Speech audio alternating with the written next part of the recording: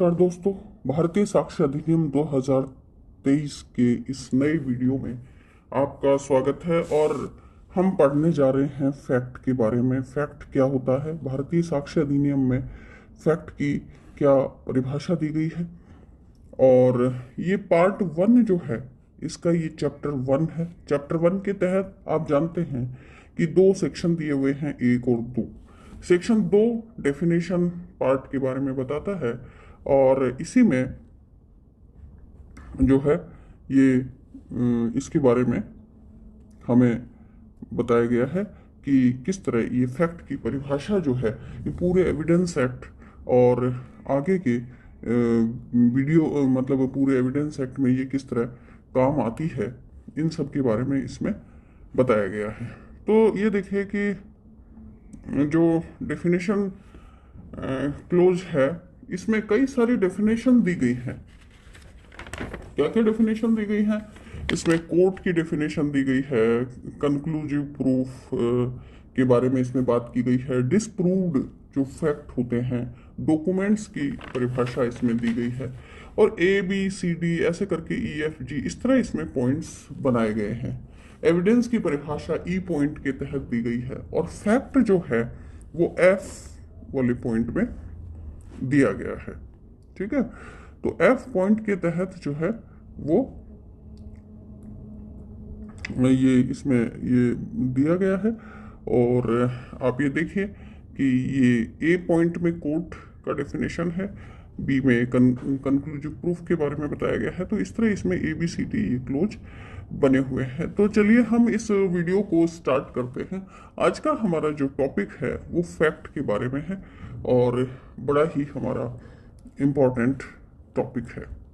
ठीक है, तो ये देखिए फैक्ट जो है इसकी ये जो परिभाषा है इसमें 2F जो पॉइंट है हमारा, ये देखिए ये जो सेक्शन 2F है इसमें फैक्ट को परिभाषित किया गया है, इसकी डेफिनेशन दी गई है। और इसमें क्या लिखा गया है कि फैक्ट मीन्स, फैक्ट में दो इस तरह की इन्वर्टेड कॉमाज बनाई गई है, फैक्ट मीन्स एंड इंक्लूड्स, यानी इसका मतलब समझाया गया है और इसके अंदर क्या क्या हम शामिल कर सकते हैं। इंक्लूड्स इस तरह इसमें इंक्लूड्स में ये दो पॉइंट जो है इसका मीनिंग बताते हुए बताए गए हैं, 1 नंबर और 2 नंबर। इस तरह फैक्ट में परिभाषा को 2 भागों में बांटा गया है। पहला भाग जो है वो फिजिकल फैक्ट्स के बारे में बात करता है। एनीथिंग यानी कोई भी वस्तु है, स्टेट ऑफ थिंग्स और रिलेशन ऑफ थिंग्स यानी किस तरह कोई चीज अरेंज है उसके बारे में जो फिजिकल चीजें हैं उसको इन्होंने फैक्ट की डेफिनेशन में डाला है कि जो यथार्थ में जो बातें संसार में दिखाई देती हैं और उसकी हम जब एविडेंस देते हैं तो वो किस तरह है, या तो कोई वस्तु के रूप में है या स्टेट ऑफ थिंग्स मतलब उनकी स्टेट क्या है। जैसे आप फिजिक्स पढ़ते हैं तो उसमें 3 तरह की स्टेट आप उसमें पढ़ते हैं, सॉलिड है ना, गैस और लिक्विड। 3 तरह की स्टेज जो है उसमें स्टेट, द्रव्य की 3 स्टेट बताई गई है। तो यहाँ भी वस्तु की 3 स्टेट्स जो हैं हमको दिखाई देंगी। तो anything, state of things, relation of thing, उनका क्या आपस में क्या रिलेशन है।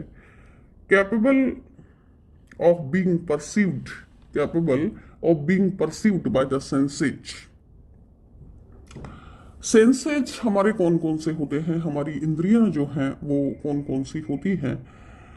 तो इंद्रियों के बारे में जैसे हमारी आँख है ना, ये आइज जो है वो हमारी इंद्रिय में आती हैं और ईयर्स हमारे इंद्रिय में आते हैं, नोज हमारी इंद्रिय में आती है, स्किन हमारी इंद्रिय के अंदर आती है ना, टंग इंद्रिय में आती है। तो इन 5 सेंसेज के द्वारा, इवन तो मैं कह रही हूँ कि फीलिंग्स भी एक तरह से ये हमारे हम इन सेंस के माध्यम से महसूस कर पाते हैं। तो इन सब के बारे में इसमें बताया गया है कि इन सब को जो परसीव्ड की जा सकती हैं, जो हमारी पांच जो सेंसेज हैं, इनसे हम जो कुछ कैपेबल कर पाते हैं, वो सभी चीज़ें जो है फैक्ट में बताई गई हैं। तो ये देखिए कि क्या हम हर्ड करते हैं, जो इसमें जो इलस्ट्रेशन दिया हुआ है।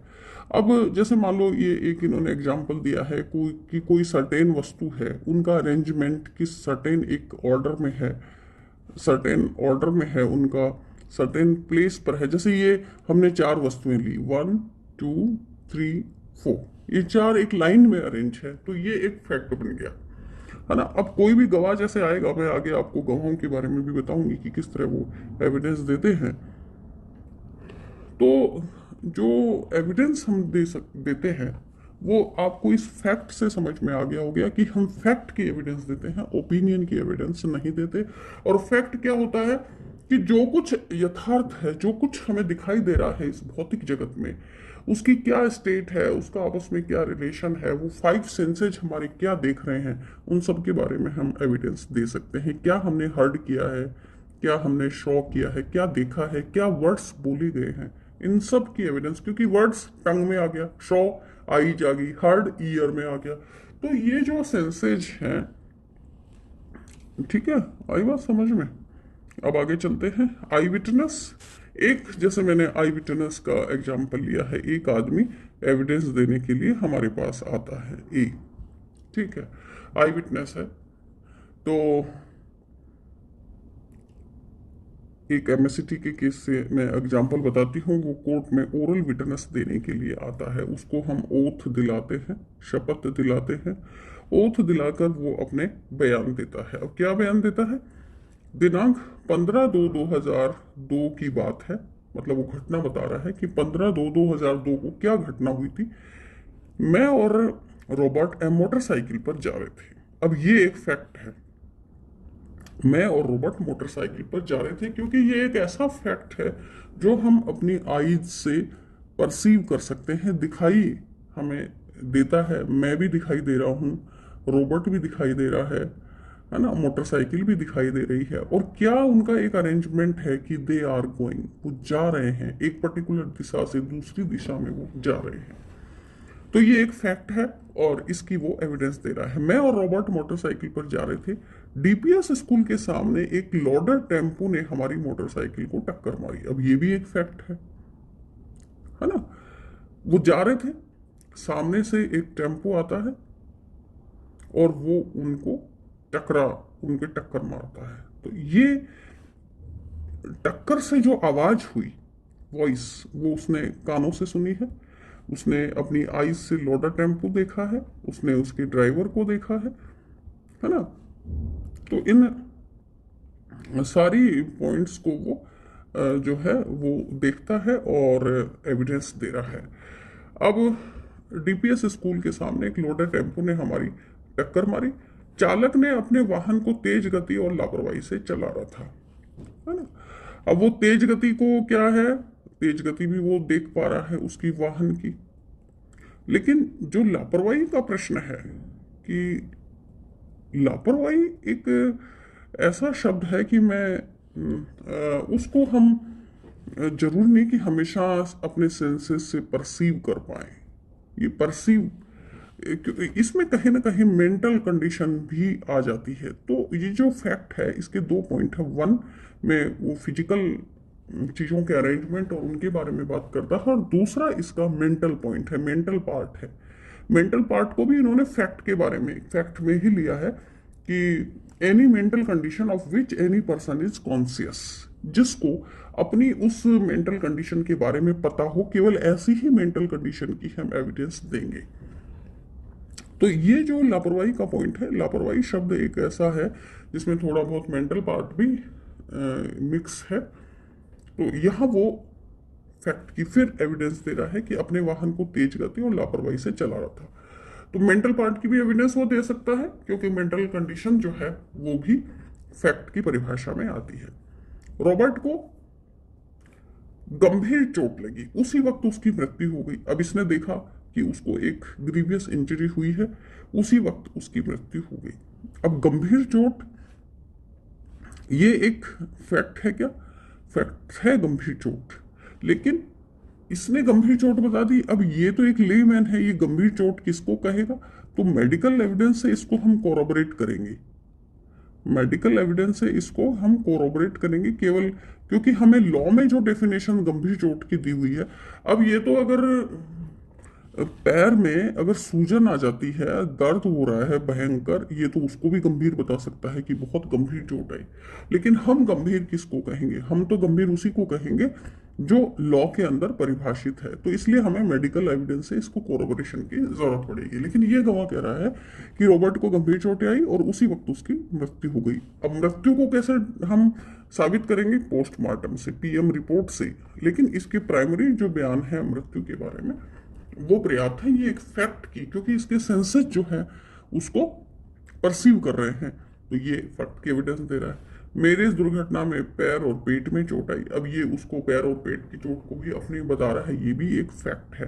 तो ये देखिए आप चीजों को किस तरह, जो वस्तुएं हैं या कोई भी भौतिक घटनाएं हैं, उनको ये किस तरह अरेंज कर रहा है, उनकी स्थिति को बता रहा है, स्टेट को बता रहा है, उनकी अवस्था को बता रहा है, उनके संबंध को बता रहा है, जो इंद्रियों से बोधगम्य हैं, जो परसीव किए जा सकते हैं, उनके बारे में ये एविडेंस दे रहा है। आगे चलते हैं। मेरा चोट प्रतिवेदन प्रदर्श, मेरा चोट प्रतिवेदन जो है वो प्रदर्श 15 है। अब यहां देखिए इसने डॉक्यूमेंट भी साथ में लगा दिए हैं, डॉक्यूमेंट भी साथ में दे रहा है। डॉक्यूमेंट की अलग डेफिनेशन है, हमारे ये डॉक्यूमेंट्री एविडेंस भी साथ साथ आती है। डॉक्यूमेंट किसको कहेंगे?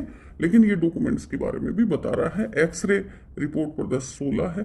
हम उनकी मार्किंग करते हुए चलते हैं, मार्किंग जो है, और उनको बोलते हैं एग्जिबिट।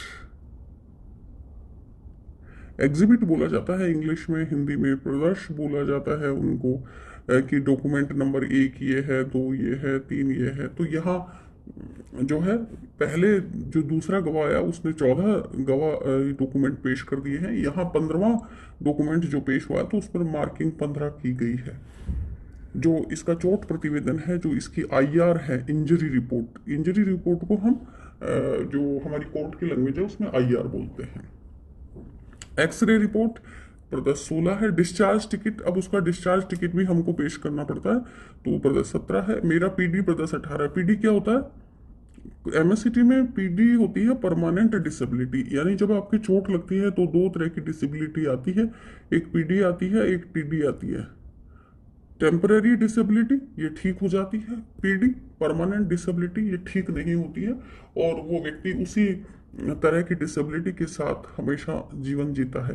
तो इसको भी डॉक्टर जो है डिटरमाइन करता है। तो पीडी का एक बाकायदा सर्टिफिकेट बनता है जो डॉक्टर्स जारी करते हैं। तो उस डॉक्टर्स से लाकर ये जो है ये प्रदर्श 18 के रूप में पेश कर रहा है। मेडिकल बिल प्रदर्श 19 से 20 है, तो ये अपने मेडिकल बिल भी पेश कर रहा है। और लास्ट में कह रहा है कि मुझे प्रतिकर दिलवाया जाए। ये कंपनसेशन मांगने के लिए कोर्ट में आया है कि मुझे, है ना। अब इससे क्रॉस एग्जामिनेशन किया गया क्योंकि इसकी रिलायबिलिटी हमको चेक करनी है। रिलायबिलिटी चेक करे बिना तो इसने फैक्ट की एविडेंस दे दी, फैक्ट की एविडेंस तो दे दी। फैक्ट की, फैक्ट क्या हुआ, क्या क्या चीजें इसने बताई, वो सब फैक्ट है ना। अब उन फैक्ट की हम जांच कर रहे हैं कि ये सच बोल रहा है, झूठ बोल रहा है, उसका हम कोरोबोरेशन करेंगे। कोरोबोरेशन दूसरी एविडेंस से। तो देखिए मैं आपको थ्योरी भी पढ़ा रही हूँ, थ्योरी एंड प्रैक्टिकल, और ये हम नया जो भारतीय साक्ष्य अधिनियम आया है उसको पढ़ रहे हैं। सेक्शन 2F में फैक्ट्स की जो डेफिनेशन है उसको हम क्लियर कर रहे हैं कि किस तरह देखिए फैक्ट्स कोर्ट के सामने आते हैं। अब इससे जिरे में पूछा कि मोटरसाइकिल कौन चला रहा था, मोटरसाइकिल क्या तुम चला रहे थे? तो वो क्या जवाब देता है, मैं मोटरसाइकिल नहीं चला रहा था। अब कोर्ट के सामने क्या आ गया है सिचुएशन, क्योंकि देखिए जब हम इसकी वेरासिटी को चेक करेंगे तो हम ये देखते हैं कि आखिर लापरवाही किसकी है ना। तेज गति से सामने वाला व्हीकल आ रहा था या ये खुद आ रहा था, और लापरवाही किसकी थी, इसकी थी या सामने वाले व्हीकल की थी। और इसमें भी थी। तो जैसे जो व्यक्ति, जैसे ये एक मोटरसाइकिल है, मान लो ये व्यक्ति यहाँ चला रहा है, ए व्यक्ति चला रहा है, बी पीछे बैठा है, तो बी की तो कोई गलती नहीं है। अगर दो व्हीकल भिड़ते हैं, आपस में टकराते हैं, तो जो पीछे बैठा है उसकी तो बेचारे की कोई गलती नहीं है ना, वो तो चला ही नहीं रहा, तो उसका कंपनसेशन जो है अलग टाइप से बनेगा। तो यहां हमें ये क्लियर हो गया है कि ये व्यक्ति मोटरसाइकिल को नहीं चला रहा था, ये तो केवल पीछे बैठा था। और रॉबर्ट से इसका क्या रिलेशन है? रॉबर्ट मेरा दोस्त है। अब ये जैसे देखिए, अभी हमने क्या पढ़ा फैक्ट में, रिलेशन ऑफ थिंग्स, वस्तुओं का संबंध बताना, वो भी फैक्ट है। तो यहाँ ये संबंध बता रहा है अपना और रॉबर्ट का, क्योंकि रॉबर्ट जो है वो चला रहा था, ये पीछे बैठा था। और रॉबर्ट कौन है? रॉबर्ट मेरा दोस्त है। तो ये एक फैक्ट हो गया, रिलेशन ऑफ थिंग्स बता रहा है। टेम्पो ने मोटरसाइकिल को टक्कर मारी थी। अब मोटरसाइकिल ने टेम्पो को टक्कर मारी या टेम्पो ने मोटरसाइकिल को टक्कर मारी, सवाल पूछा गया। तो इसने कहा कि नहीं, टेम्पो ने मोटरसाइकिल को टक्कर मारी थी। अब ये स्टेट ऑफ थिंग्स है, कहाँ मतलब उसकी अवस्था को बता रहा है कि वास्तव में फिर क्या, किस तरह ये घटना घटी। टेम्पो के नंबर पूछे, टेम्पो के नंबर बताओ कितने नंबर थे, कह रहा टेम्पो के नंबर याद नहीं है। फिर से पूछा पुलिस को किसने सूचना दी, कब सूचना दी, तो कह रहा है याद नहीं है पुलिस को कब सूचना दी, है ना। आगे चलते हैं। याद नहीं है कि किसने सूचना दी, इसको ये भी याद नहीं है सूचना किसने दी। अब ये इससे पूछा चालान किसके विरुद्ध हुआ, कहता है याद नहीं है। इससे पूछा पीडी बनाने हॉस्पिटल गए थे क्या, हाँ पीडी बनाने हॉस्पिटल गए थे। तो इस तरह ये देखिए कि इसकी जो वेरासिटी है वो भी हम साथ ही साथ टेस्ट कर रहे हैं। उससे क्या होगा, हम इसकी वैल्यू निकालेंगे, इस गवाह की हम इसकी कितनी तवज्जो दें, इस गवाह को हम इसकी कितनी, इसको कितनी वैल्यू दें हम इस गवाह को। क्या हम इस गवाह के आधार पर हम उसको कंपनसेशन दे सकते हैं? क्या हम टेम्पो की लापरवाही मान सकते हैं? क्योंकि ये गवाह तो, इसने तो टेम्पो को जिम्मेदार ठहरा दिया है कि टेम्पो की लापरवाही से घटना घटित हुई थी। और तो और ये देखिए कि किस तरह ये फैक्ट की डेफिनेशन में मैंने इसलिए बताया है कि जब तक आप कानून को फैक्ट्स पर अप्लाई नहीं करेंगे, आप कानून को फाइलों पर अप्लाई नहीं करेंगे, घटनाओं पर अप्लाई नहीं करेंगे, तो उसका कोई वैल्यू नहीं है।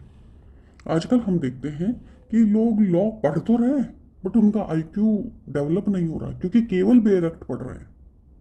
तो बेयर एक्ट से रट्टाफिकेशन से आपका आईक्यू डेवलप नहीं होगा, और जब समस्याएं आपके समक्ष आएंगी तो उस लॉ को आप उन समस्याओं पर अप्लाई नहीं कर पाओगे। समस्याएं जो है वो लॉ के अनुसार घटित नहीं होती हैं, समस्याएं अपनी तरीके से आती हैं और फिर लॉ को आपके आईक्यू के हिसाब से आपको अप्लाई करना पड़ता है। तो आई बात समझ में? अब तो इस तरह हम ये देख रहे हैं कि फैक्ट्स में भौतिक पोजीशन जो है थिंग्स की वो इम्पोर्टेंट हो जाती है, और वो ही मेनतः फैक्ट्स की परिभाषा है कि थिंग्स एनी कोई वस्तु है या उनका रिलेशन है या फिर उनकी स्टेट है, ये तीन चीजें जो है। और फिर ये प्लस सेंसेज, ये सेंसेज से परसीव की गई हैं, तो वो फैक्ट की परिभाषा में कन्वर्ट हो जाती है। और साथ में मेंटल कंडीशन की एविडेंस क्यों जरूरी है? आईपीसी में हमने पढ़ा एक्टस प्लस मेंस रिया, ये मिलकर अपराध बनाता है। अगर एक्टस गायब है तो भी अपराध नहीं होगा, और एक्टस से मेंस रिया गायब है तब भी अपराध नहीं होगा। तो इसलिए मेंटल कंडीशन के बारे में भी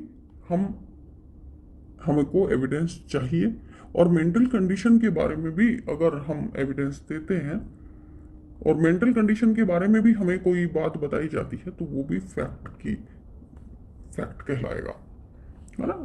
तो any mental condition of which any person is conscious होना जरूरी है।